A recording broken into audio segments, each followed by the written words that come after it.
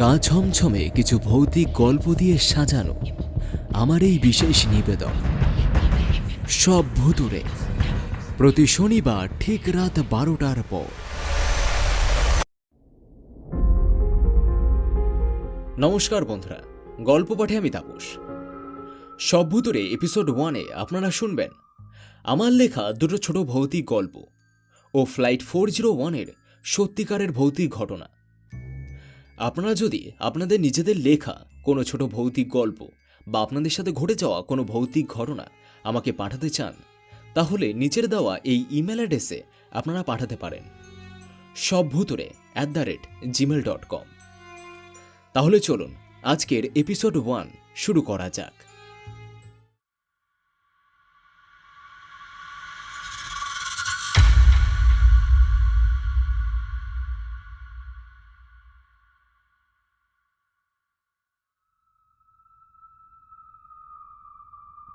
আমাদের অফিস বিল্ডিংটা 12 তলা। প্রত্যেকটা ফ্লোরে এক একটা কোম্পানি নিজেদের অফিস বানিয়ে রেখেছে। বিল্ডিংটা একটু পুরনো ধাঁচের। দিনের বেলা হাজার হাজার মানুষের আনাগোনায় প্রাণবন্ত থাকলেও রাত গভীর হলে এর করিডোরগুলো কেমন যেন অদ্ভুত নিস্তব্ধতায় ডুবে যায়। এই বিল্ডিংয়ের বেশিরভাগ কোম্পানির অফিসগুলো রাত 10টার পরে বন্ধ হয়ে যায়। আমি রাতের শিফটে কাজ করি। আমার অফিস হচ্ছে এই বিল্ডিংয়ের ঠিক 7 নম্বর ফ্লোরে। সেদিন অফিসে আসতে একটু বেশি রাত হয়ে গিয়েছিল। ঘড়িতে তখন ঠিক রাত 12টা। নিচতলার লবিতে তখন কেউ ছিল না। আমি লিফটের বোতাম টিপলাম। ভারী লোহার দরজাটা খুলে গেল। আমি ভেতরে ঢুকে 7 নম্বর বোতামটা টিপলাম। লিফট উঠতে শুরু করল। লিফটের ভেতরে থাকা হলুদ আলোটা বারবার কাঁপছিল। বহুবার এই লিফটে করে উপরে উঠেছে, কিন্তু এমনভাবে লাইটটাকে কাঁপতে কখনো দেখিনি। মনে হলো কোনো টেকনিক্যাল সমস্যা হয়েছে। হঠাৎ করে দেখি লিফটটা 10 তলায় এসে থেমে গেল। আমি একটু অবাক হলাম, কারণ 2 বছর হলো আমি এই অফিসে চাকরি করছি।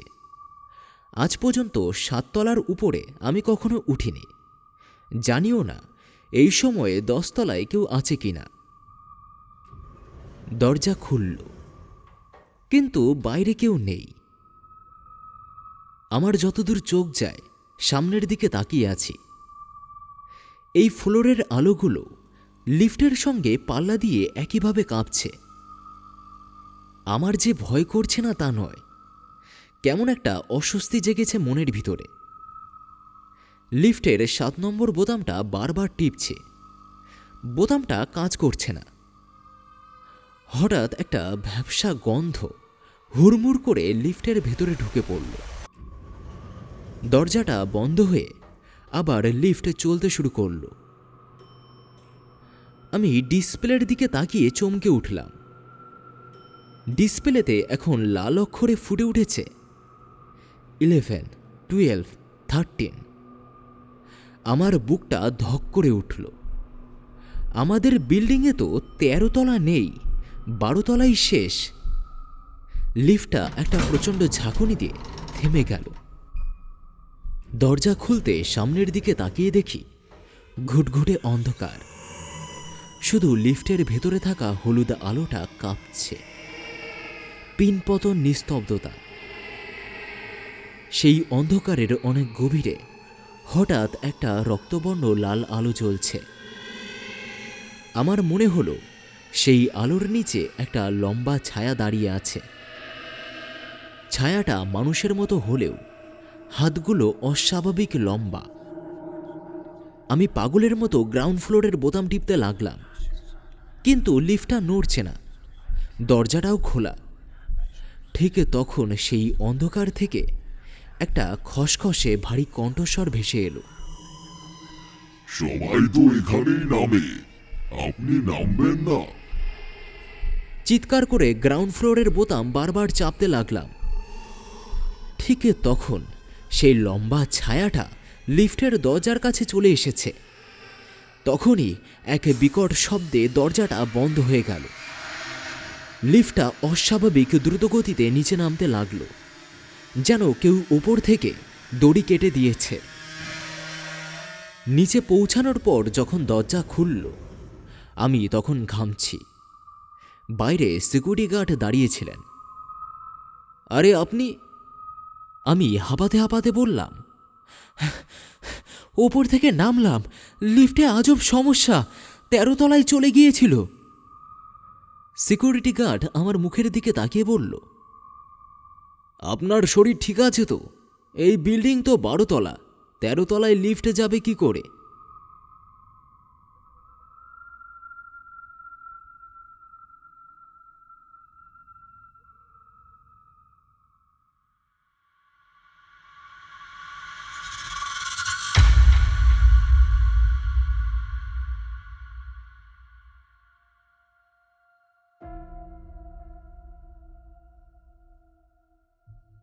অতনু শহর থেকে গ্রামে এসেছে তার কলেজের বন্ধু সুমনের বোনের বিয়েতে। গ্রামটা বীরভূম ও বাঁকুড়ার একেবারে শেষ প্রান্তে। কাঁচা রাস্তা, ধানের মাঠ, আর মাঝে মধ্যে তালগাছের সারি। বাস থেকে নামার পর প্রায় আধ ঘন্টা ভ্যানে আসতে হয়েছে। এখানে মোবাইলের নেটওয়ার্কও ঠিকমতো আসে না। গ্রামের একপাশে বিশাল এক বিল। দিনের বেলায় শান্ত, কিন্তু সন্ধ্যা নামলেই গ্রামের লোক বিলের ধারের রাস্তা দিয়ে যাওয়া আসা করে না। স্থানীয়দের মধ্যে একটা গুজব আছে যে ওই বিলে অনেকে ডুবে মরেছে বলে রাতের বেলা বিলের ধারটা সুবিধার না। তাই সূর্য ডোবার পর গ্রামের মানুষ ওই দিকটা এড়িয়েই চলে। বিয়েবাড়ি কিন্তু একেবারে জমজমাট। রান্নাঘরের দিক থেকে ভেসে আসছে সুস্বাদু খাবারের গন্ধ। বড় বড় কড়াইয়ে রান্না হচ্ছে।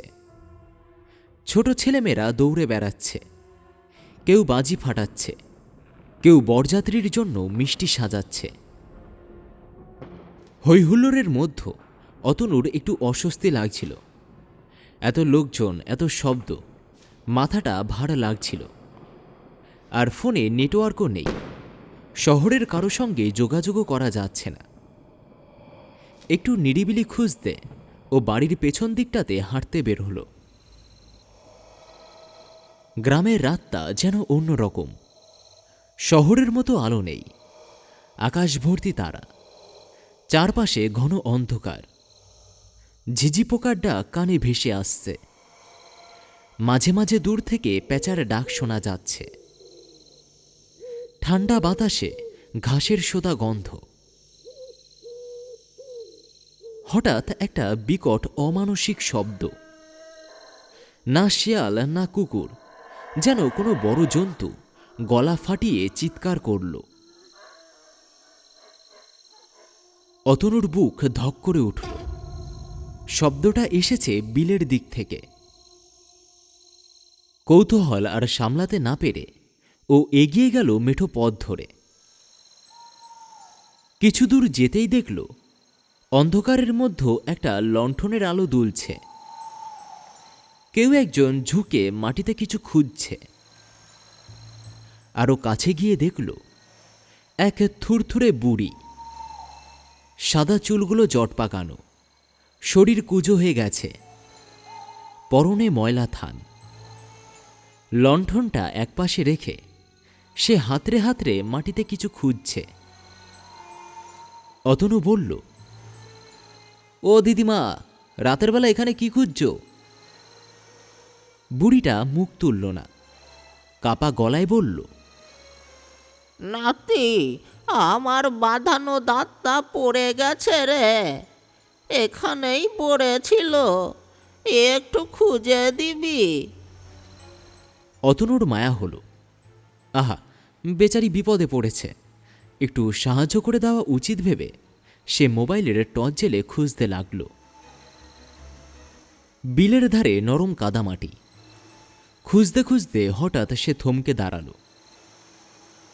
মাটির ওপর বড় বড় নখের দাগ, যেন কোনো বিশাল প্রাণী মাটি আঁচড়ে গেছে, আর ঠিক পাশে পড়ে আছে একটা চকচকে জিনিস। নিচু হয়ে তুলে দেখতেই তার হাত কেঁপে উঠল। একটা বাঁধানো দাঁতের সেট, পুরো মাড়ি সমেত, তাতে লালচে আঠালো লালা টাইপের কিছু মাখা। অতনুর বুকের ভেতর ধকধক শব্দ শুরু হলো। ধীরে ধীরে সে ফোনের টর্চের আলো ঘুরিয়ে বুড়ির দিকে তাকালো। বুড়িটা আর কুঁজো হয়ে নেই, সে সোজা হয়ে দাঁড়িয়ে আছে। আর তার উচ্চতা সাধারণ মানুষের মতো নয়, যেন মানুষের চেয়ে অনেক লম্বা। কান দুটো বড় বড়, হাতগুলো বাঁশের কঞ্চির মতো সরু, নখগুলো ধারালো, পেটটা ফুলে আছে। অতনুর মনে হঠাৎ সাড়া জাগল। যে পশুর ডাক সে শুনেছিল, সেটা নিশ্চয়ই এই রাক্ষসটা গিলে খেয়েছে। মুখের দিকে তাকাতে অতনুর মনে হল ওই মুখটা মানুষের নয়। চোখের কোঠর গভীর, আর চোখের মণি অন্ধকারে জ্বলছে। সে খিলখিল করে হেসে উঠল।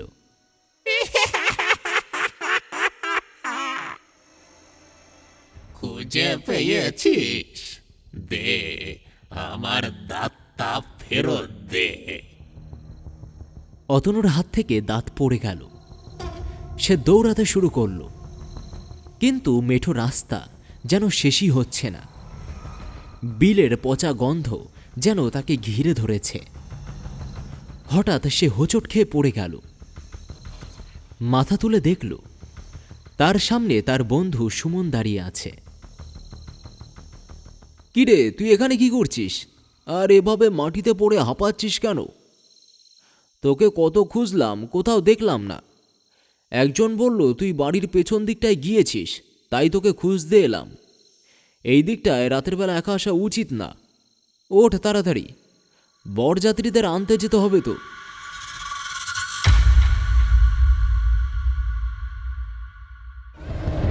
গা ছমছমে কিছু ভৌতিক গল্প দিয়ে সাজানো আমার এই বিশেষ নিবেদন সব ভুতুড়ে, প্রতি শনিবার ঠিক রাত 12টার পর।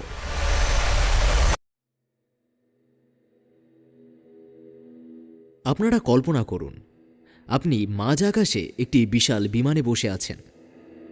চারপাশ শান্ত, সবাই ঘুমে আচ্ছন্ন। হঠাৎ দেখলেন আপনার পাশের সিটে বা ককপিটের আয়নায় এমন কাউকে দেখা যাচ্ছে, যিনি কয়েক মাস আগেই এক ভয়াবহ বিমান দুর্ঘটনায় মারা গেছেন। কোনো ভৌতিক সিনেমা নয়, ইস্টার্ন এয়ারলাইন্স ফ্লাইট 401-এর সত্য ঘটনা আজ আপনাদের শোনাব। 1972 সালের 29শে ডিসেম্বর, বড়দিনের উৎসব সবে শেষ হয়েছে। আমেরিকার শীতের রাত নেমেছে নিঃশব্দে। নিউ ইয়র্কের জন এফ কেনেডি বিমানবন্দর থেকে উড়ে যাওয়া ইস্টার্ন এয়ারলাইন্স ফ্লাইট 401 তখন মিয়ামির দিকে এগিয়ে চলেছে।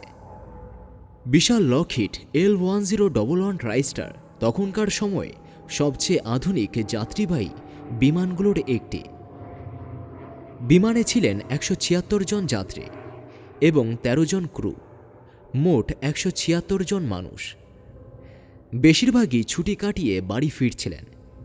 কেউ জানালার পাশে মাথা ঠেকিয়ে ঘুমিয়ে, কেউ ম্যাগাজিন পড়ছে, কেউ ভাবছে মিয়ামিতে নামলেই গরম আবহাওয়া আর পরিচিত শহর অপেক্ষা করছে। ককপিটে ছিলেন 3 জন অভিজ্ঞ মানুষ, captain Bob Loft, co-pilot Albert Stockstill এবং ফ্লাইট ইঞ্জিনিয়ার ডন রেপো। সবকিছুই স্বাভাবিক ছিল। রাত 11টার কিছু আগে বিমানটি মিয়ামির কাছে পৌঁছে যায় এবং অবতরণের প্রস্তুতি শুরু হয়। নিয়ম অনুযায়ী ল্যান্ডিং গিয়ার নামানো হলো, কিন্তু ঠিক তখনই সমস্যাটা দেখা দিল। সামনের চাকাটি ঠিকভাবে বের হয়েছে কিনা বোঝার জন্য যে সবুজ আলো জ্বলে ওঠার কথা, সেটি জ্বলল না। ককপিটে এক মুহূর্তে উত্তেজনা ছড়িয়ে পড়ল। নোজ গিয়ার লাইটটা জ্বলছে না, গিয়ার নামেনি নাকি? বিমানটি তখন অবতরণ বাতিল করে। এয়ার ট্রাফিক কন্ট্রোল তাদের এভারগ্লেডসের ওপর চক্কর দিতে বলে সমস্যাটি ঠিক না হওয়া পর্যন্ত। অটোপাইলট চালু করা হলো। ফ্লাইট ইঞ্জিনিয়ার ডন রেপো নিচের ইলেকট্রিক কম্পাউন্ডে নামলেন, সত্যি গিয়ার নেমেছে কিনা দেখতে। কো পাইলট সামনে ঝুঁকে ছোট্ট সেই বাল্বটি খুলে পরীক্ষা করার চেষ্টা করলেন। ক্যাপ্টেনও মন দিয়ে তাকিয়ে আছেন। কিন্তু এই ছোট সমস্যাটির পেছনে লুকিয়েছিল এক মারাত্মক বিপদ। অটোপাইলটের একটি সেটিং অনিচ্ছাকৃতভাবে বদলে গিয়েছিল, সম্ভবত কন্ট্রোল ইয়োক সামান্য নড়ে যাওয়ায়। বিমানটি আর সমতলে থাকছিল না, ধীরে ধীরে নিচে নামছিল। কিন্তু ককপিটের তিনজনই ব্যস্ত ছিলেন লাইট নিয়ে, কেউ বাইরের অন্ধকারের দিকে তাকাচ্ছিলেন না। বাইরে তখন কেবল কালো জলাভূমি, ফ্লোরিডার এভারগ্লেডস। কোনো শহরের আলো নেই, কোনো পাহাড় নেই, শুধু জল আর কাদা। বিমানটি 2000 ফুট থেকে নেমে 1000 ফুট, তারপর আরও নিচে। রাডারে সবকিছু ঠিকই দেখাচ্ছিল, কিন্তু ককপিটে কেউ তা লক্ষ্য করেনি। হঠাৎ একটি সতর্কবার্তার মতো শব্দ হল, অ্যালটিটিউড ওয়ার্নিং। কেউ যেন বিভ্রান্ত হয়ে জিজ্ঞেস করলেন, কি হলো? তারপর কোপাইলট বিস্ময়ে বলে উঠলেন, আমরা নিচে নেমে যাচ্ছি। ক্যাপ্টেন তড়িঘড়ি করে বিমান তুলতে চেষ্টা করলেন, কিন্তু তখন খুব দেরি হয়ে গেছে। চিৎকার, অন্ধকার সব মিলিয়ে এক বিভীষিকাময় দৃশ্য। রাতের অন্ধকারে উদ্ধার কাজ ছিল অত্যন্ত কঠিন। পরদিন ভোরে হেলিকপ্টার ও এয়ারবোট দিয়ে উদ্ধার কাজ শুরু হল। শেষ পর্যন্ত 101 জন মারা যান, 75 জন বেঁচে যান। এই ফ্লাইটটি নিয়ে সবচেয়ে রোমাঞ্চকর এবং রহস্যময় বিষয়টি হল এর পরবর্তী ঘটনাগুলো। দুর্ঘটনার পর বিধ্বস্ত বিমানের অনেক ভালো যন্ত্রাংশ ইস্টার্ন এয়ারলাইন্সের অন্য বিমানে লাগানো হয়েছিল। গুজব ছড়িয়ে পড়ে যে যেসব বিমানে ওই যন্ত্রাংশ লাগানো হয়েছে সেখানে ফ্লাইট 401-এর মৃত ক্যাপ্টেন বব লফট এবং ফ্লাইট ইঞ্জিনিয়ার ডন রেপোর আত্মা দেখা গেছে। অনেক ক্রু মেম্বার দাবি করেছিলেন যে তারা গ্যালিতে বা ককপিটে এই মৃত ব্যক্তিদের দেখেছেন এবং তারা নাকি যান্ত্রিক ত্রুটি সম্পর্কে সতর্কবার্তাও দিয়েছিলেন। এই ঘটনাগুলো নিয়ে পরে ব্যাপক তদন্ত হয়েছিল। এয়ারলাইন্স কর্তৃপক্ষ সব অস্বীকার করলেও শত শত ক্রু মেম্বার হলফ করে বলেছিলেন তারা মৃত ক্যাপ্টেন আর ইঞ্জিনিয়ারকে দেখেছেন। বলা হয় বব লফট আর ডন রিপো নিজেদের কর্তব্যের প্রতি এতটাই নিষ্ঠাবান ছিলেন যে মৃত্যুর পরেও তারা তাদের সহকর্মীদের পাহারা দিয়ে বেড়াতেন। এই ঘটনা শোনার পর আপনি হয়তো বলতে পারেন বিজ্ঞান হয়তো একে বিভ্রম বলে উড়িয়ে দেবে, কিন্তু ইস্টার্ন এয়ারলাইন্সের সেই অভিজ্ঞ পাইলট আর ক্রুরা আজও বিশ্বাস করেন বব আর ডন তাদের ছেড়ে যাননি, বরং মৃত্যুর পরেও সহকর্মীদের রক্ষা করে গেছেন।